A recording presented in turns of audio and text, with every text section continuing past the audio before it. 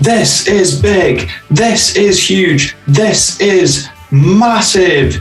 That is the commentary line that Ian Crocker used to describe the brilliant last-minute winner from Scott McTominay on Saturday between Scotland and Israel. And I actually think it's a perfect line to describe this weekend's clash between Dundee and Aberdeen in what is shaping up to be a really big game between two clubs on a really poor run of form, and two managers currently finding themselves under increasing amounts of pressure due to their poor start to the season.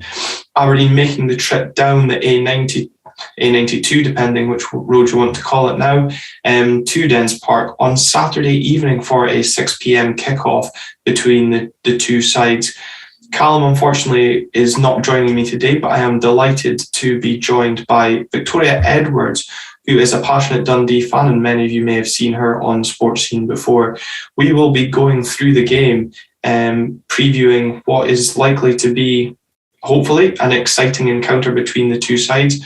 One team who can't score and one team who can't, well, two teams that can't defend given Dundee's poor current record defensively, and Aberdeen also failing to only keep one clean sheet currently under Stephen Glass's reign in charge. So thank you very much to those of you tuning in once again, whether it be via audio, YouTube. Those of you who have subscribed recently, it is very much appreciated. We are working towards some better content. Hopefully, a watch along for the Rangers game coming up is in the pipeworks as well. So thank you again for your continued support. If you haven't subscribed, followed us wherever you're listening, then please do so. Hit that like button. Leave us a review wherever you're listening on Apple Podcasts. Leave us a X amount of star review, hopefully 5-star. And yes, let's enjoy another episode of Red Tinted Glasses. Victoria, welcome to Red Tinted Glasses. It's great to have you on. Thank you. It's good to be here. Thanks for filling in, Sean, if you're listening. This is the upgrade to you. Victoria, looking ahead to the game, I said in the introduction, both teams under pressure, manager specifically. Dundee on a poor run of form, just one win in 9, but only no league wins, unfortunately, for them this season. Is there a lot of pressure on James McPake going into this game? Nice to start off on a nice positive note, isn't it? Yeah, that's why I went with you first. Yeah. You know what? I actually don't know if there is pressure on McPake at the moment. I think we were a lot worse maybe March time in the Championship last year when we got beat by United at home. I think if there was fans at that point, I reckon he might have actually been punted back then. Because Ross County and Livingston are still kind of near us at the moment and we're not too far adrift, I don't think there is pressure on them at the moment. Last Saturday against St Johnstone was possibly the worst it's been in a very long time. Mm-hmm. The international break's probably come at a good time for us. And I don't know. I still think even if we get beat this Saturday, I don't think he will get sacked. I think they'll give him a wee bit more time. And until we're properly cut adrift, I don't think our runners will do anything about it. Yeah, I suppose I was looking at the kind of fixtures in the run-up after the international break that we're currently in just now. And in Dundee, you've got 2 home fixtures. I think Ross County at home is your second of the home fixtures. So probably looking at those fixtures is the ideal opportunity to pick up points. I suppose against an Aberdeen side that have only kept one clean sheet in the league this season against your rivals in Dundee United, probably offers a good chance to maybe get some goals, because it's fair to say scoring goals hasn't come easy for Dundee this season. Just the 5 goals in the league, second lowest goal scorers. Do you think that's something that Dundee can take advantage of this weekend, the fact that Aberdeen's defence has been so ropey? I certainly hope so. I think we've only scored like 1 goal in the last 5 games. I was trying to be a little more positive. Yeah, 5 is doing it just the 7. I think the first 2 games we scored 2 in each, and then it's just been 1 since. But it'll all depend on whether Charlie Adam's back or not. Mm-hmm. It's no coincidence that since he's been out injured, we have only scored 1 goal. He is the key man. Everything goes through him. Without him, we look a wee bit short of creativity in midfield. So if he comes back on Saturday and he's back in field training this week, I mean, even a half-fit Charlie Adam, I think, still walks into our starting 11. So if he's fit, I'm probably a wee bit more confident than I would be. But I don't know. We'll have to wait and see. And I suppose from an Aberdeen point of view, looking into this game, we've been playing a lot of free-flowing attacking football, creating plenty of chances. And we're coming up against one of the joint worst defences in the league. Again, sorry to be so negative towards Dundee. 16 conceded. Although maybe slightly flattered given the result at Parkhead earlier on in the season, which maybe skews the figure slightly. But is that going to be a concern for Dundee this weekend? The fact that Aberdeen are so free-flowing and creating plenty of chances, and you said it was really not great against St Johnstone before the international break. I did watch the highlights, and the Dundee defending left a lot to be desired, I think it's fair to say. Yeah. I think that's the most frustrating thing. McPake was a centre-half. Our assistant manager, Dave McPake, was a defender. So the fact that we've got this horrific defensive record does make you wonder. The St Johnstone game, we started at 3 at the back and we got absolutely destroyed down the wings. And I know Aberdeen, they tend to play a lot down the wings. So if that's the case, we're in trouble. We did switch to a back 4 in the second half. So depending on whether we go 5 at the back, 4 at the back, it might help us a wee bit more. But it's worrying. It is worrying, the fact that we can't seem to score and we can't seem to keep a clean sheet either. And what do you think was the biggest difference? Because you defended so resolutely against Rangers the week before that St Johnstone game, and by all accounts, deserved to take something from the game. Jason Cummings missing that penalty. So what was the biggest contrast? Was it that change in formation that cost you so dearly? Potentially. I actually don't think Rangers caused us too many problems. They were happy just to keep the ball and not push too hard. The same with the Dundee United game a couple of weeks as well. I didn't think United were great that day. They just took their chance when it came. Rangers, they were playing for time at the end, keeping the ball in the corner. They were happy just to sit on their 1-0 lead and didn't seem to want to push anymore. It's so unpredictable with Dundee at the moment. We don't seem to have a settled lineup or a settled formation. I don't think he knows his strongest 11 yet, which, this stage in the season you would think that you would do. It is a concern. It is a big concern. Yeah, it's interesting that you say about settled lineups. I suppose Aberdeen, will be going into this game, and we've not really had a settled lineup ourselves. Ryan Hedges has been suffering with injury problems, and it's obviously hoped that he's going to be fit enough for the weekend, because we saw in this St Mirren game, we ended up losing that game, just how vital he was to our attacking play. Austin Samuels came in for the game against Celtic, and looks good, but he just doesn't have, for me, the quality that Ryan Hedges possesses. And I think if we could get both of them fit, just from watching the highlights from McDermott Park, the way Michael O'Halloran got at the Dundee defence gives me confidence that that's something that Samuels and Hedges can do. And he said I was being very negative towards Dundee. I was looking at the kind of stats and the way Aberdeen's recent record at Dens has been going, and I suppose from an Aberdeen point of view, when we've been on this poor run of form, Dens is probably the ideal venue for us, because we've actually won 6 straight games at Dens Park to an aggregate score of 16-1, albeit there was that 7-0 thrown in there as well. And it's actually 8 without defeat at Dens. There was 2 draws back in 2015.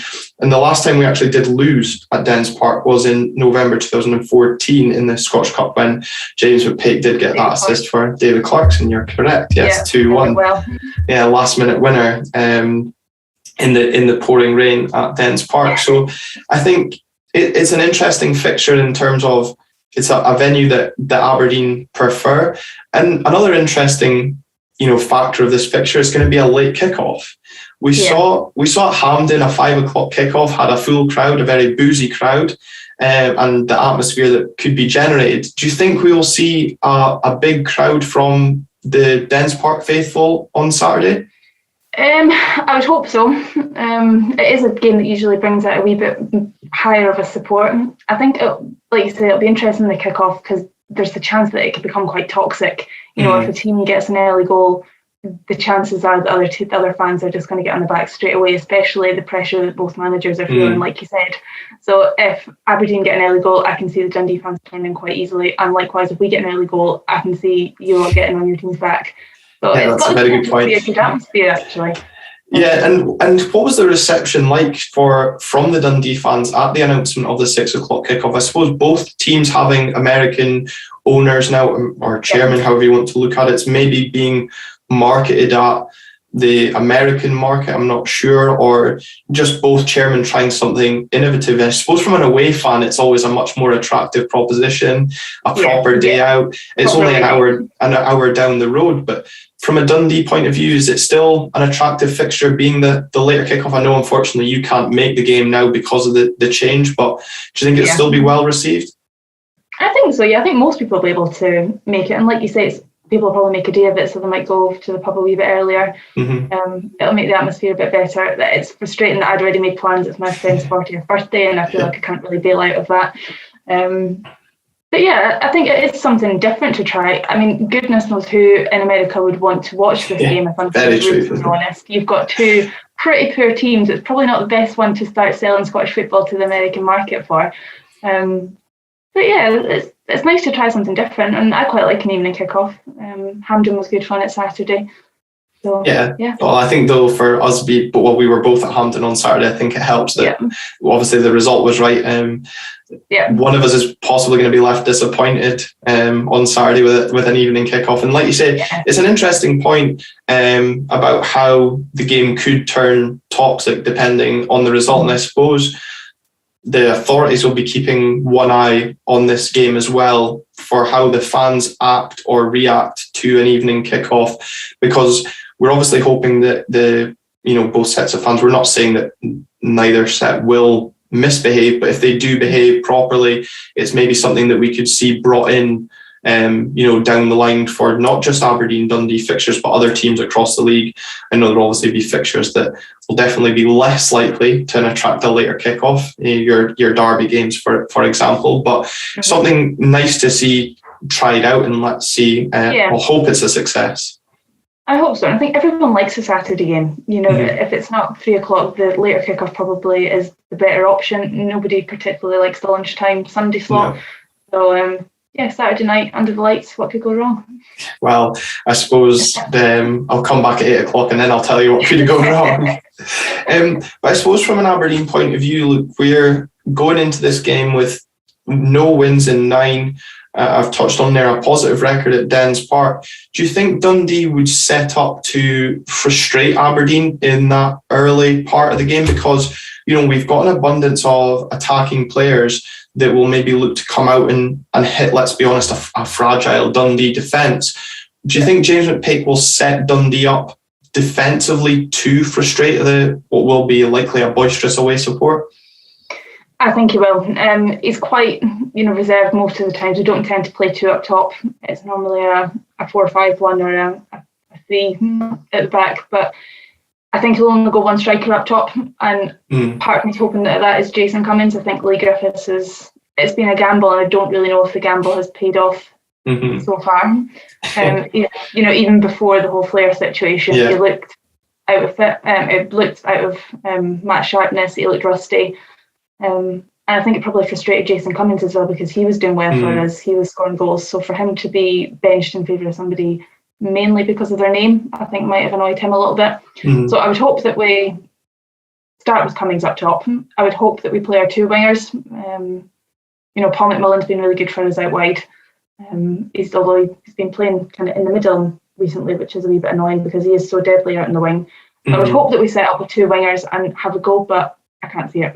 Yeah, it's interesting you named Jason Cummings as the lone striker. We are going to come on to the our hoped team lineup from a Dundee point of view and an Aberdeen point of view respectively, because I was actually, the only time I've really watched Dundee this season was in the derby, properly, because highlights can be a bit misconceiving really, and I was actually quite impressed by Killian Sheridan when he came on at Tannadice, but I don't really feel has he been getting much of a look in recently. No, he's not. He came on at half-time against St Johnstone last weekend, but he's just not looked fit, and he's not really looked very mobile up top. He has only been getting like a couple of minutes here and there. He's not started the game yet, I don't think. Strikers is the one area that we seem to be struggling for. We also had Danny Mullen, who was out injured the first game of the season. Although he's come back to full training now, with Lee Griffiths being injured as well. It's not really left us many options up top. But Cummings is by far the best striker at the moment, so I think he has to be first pick, and then whether Sheridan comes on later. Yeah, and Cummings has been a player that's, caused Aberdeen problems over the years. So maybe a opposition for him that he will be, thrive on, and probably an atmosphere for someone like Jason Cummings that he'll definitely thrive in on Saturday. And for me, the biggest concern about Dundee in this game would be if they, you mentioned earlier about Charlie Adam, even if he's half fit, walks into this Dundee team. He's probably that linchpin to that Dundee team that will make not only the players around him click, but will get the fans going as well. And for us, with such a fragile defence, it is a worry that if things go wrong, how quickly it can change. And there's been a lot of talk around social media and in the Aberdeen camp about whether or not we'll change our defence for this game, or whether we should change our defence and go to a back three and bring Declan Gallagher in. I know we played a bounce game on Friday against Arbroath to continue our good form. We lost that 3-1. Although I don't know how much you want to read into that, given it wasn't a full first team, obviously with the likes of Lewis Ferguson, Niall McGinn being away on international duty. But yeah, 3-1, Gary Woods played in goals. I think it was Declan Gallagher that did get the goal, and we did go for a back three in that game. And it'll be interesting to see if that is the change that we go for, or if we stick to what we've been playing, because recently our biggest attacking threats has been from the full-back areas in young Calum Ramsey and Jack McKenzie. And we really need to be relying on wingers as well. And just for me, from what I've seen of Dundee, again, against St Johnstone, is hopefully if we can utilise not only fullbacks but wingers, then we can maybe stretch that Dundee defence that are probably just as fragile, as an Aberdeen defence. And I really think it's something you touched on about the first goal in this game is going to be crucial, not only for the confidence of either side, but also, keeping the support going for whichever side hits in front. Do you also agree that whoever scores first is really going to be important for this game? Yeah, definitely. Like I said, we hadn't scored it was 1 goal in 6 games, so anything that we can do to get that first goal will get the crowd behind the team easily. Yeah, and we know what the Derry can be like if you do take the lead, especially against the so-called bigger teams when they come to town. There's usually a good atmosphere in there, and probably be enhanced by a full afternoon of drinking in the pubs around Dens Park. We mentioned, you said about Jason Cummings maybe starting up front. We'll start with the home side. What would you expect, or who would you like to see in your starting 11 for the weekend's game? Our goalie, it chooses itself. Adam Legston's, he's been decent for us this year, and an improvement on Jack Hamilton from last year, so that position takes care of itself.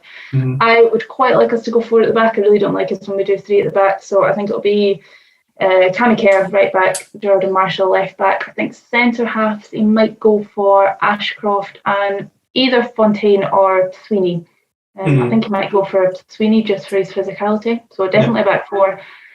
I'd quite like us to do like a 4-3-3 or 4-5-1. So McMullen one wing and McCowan on the other wing.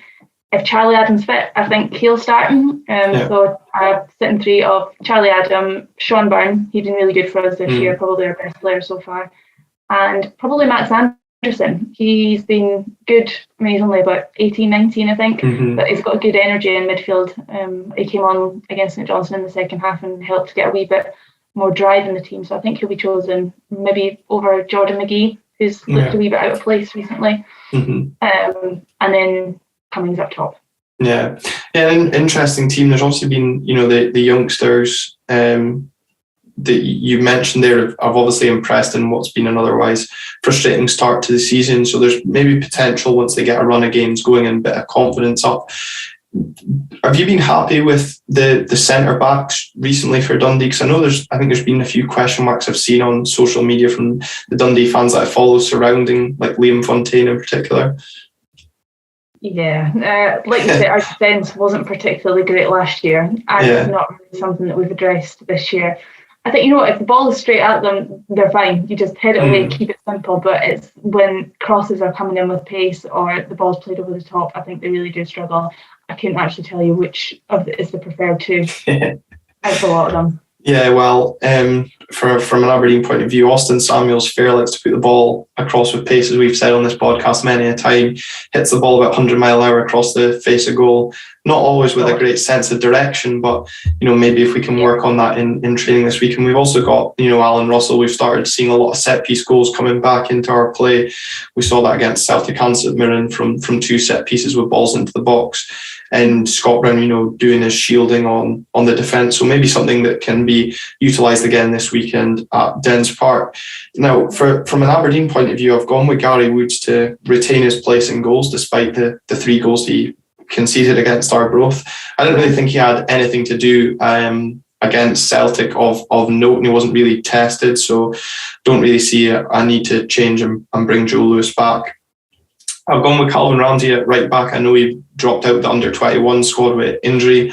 I'm hoping that was just he dropped out to protect him, because he has looked quite leggy as the game's worn on against both St Mirren and Celtic last time out. And I think that's maybe going to be an interesting one in this game if Dundee overload the midfield and start causing us problems. Will Calvin Ramsey start to tire again? And it's going to be something that we've got to watch, I think, throughout the rest of the season, because we do have to remember he is a young guy and we don't want to burn out what has probably been our biggest bright spark so far this season. We've got Mackenzie left back. Did have a torrid time against Celtic. I know there's been a lot of talk about who was at fault for the first goal, but he probably loses his man for the second. But defensively we weren't great on either occasion. But again, another positive that he's done. I have gone for a back 3, and I've brought Declan Gallagher in and put Bates and McCrory either side of him, just because I think we need to try something. We need to start getting clean sheets. We can't keep going into games knowing that we need to score 2 goals to hope that we get 3 points. It's not doing us any favours this season, giving away cheap goals. And I really hope that Saturday's, if it's just going to be the Dundee teams that we keep a clean sheet against this season, then so be it. But we need to start somewhere on, shoring up the defence, because it's really not helping. I know it's really been unpopular, but I've gone for a diamond in midfield. So Brown to sit in front of the defence, Hedges and Samuels on either wing. Again, hoping that Ryan Hedges is fit to play. I suppose Johnny Hayes could come in there if not. I suppose if we didn't want to play Scott Brown in that game, we could move Ross McCrory into midfield and maybe have Johnny Hayes there at the left-sided centre-back. I suppose plenty of you that are watching or listening will have your thoughts on this predicted Aberdeen team. And Dundee fans, if you're also tuning in, comment below if you're watching on YouTube. We are on Twitter at RTG_podcast. So let us know what your thoughts are on your team news and who you want to see. Do you agree with what Victoria's predicted for Dundee? And Aberdeen fans, do you agree with my team line? And I've gone for Ferguson to be up top, playing behind Christian Ramirez. Christian Ramirez obviously being our biggest goal threat so far this season. And I think he's a physical presence. So I'm hoping that he can maybe cause Dundee problems with his physicality, and that will allow the space for a Lewis Ferguson, Ryan Hedges or Austin Samuels to come in and exploit any space or gaps between the midfield and defence that might be there for us to get in behind and take advantage of ahead of the game at the weekend. I mean, I'm just glad that Andy Considine's out, to be honest, because the amount of goals that he seemed to score against us in recent years is embarrassing. Yeah, well, coincidentally, we've not actually won a game since he's been injured. So I don't know if you want to link the two together, but it's obviously he's proving to be a bigger miss than many of us maybe expected at this stage of the season. But yeah, I know I'm sure Dundee fans will take great confidence from his absence, but not great confidence from Aberdeen's record. Will be, of course, going to try and make it 9 without defeat at Dens Park this weekend. Hopefully, from my point of view, we can. Victoria, I'm sure you'll definitely disagree with that hope. Are you wanting to put a prediction on the game at all? I am going to be as positive as I can and say 1-1. Well, I suppose a clean sheet. That's the level that we're at the moment. Yeah. I suppose a clean sheet is not to be expected from either side, judging by our record so far this season. I was going to say 2 or 3-1 to Aberdeen, just hoping that we can maybe just the fact that our pace in midfield and hopefully exploit some of the weaknesses that Dundee have had.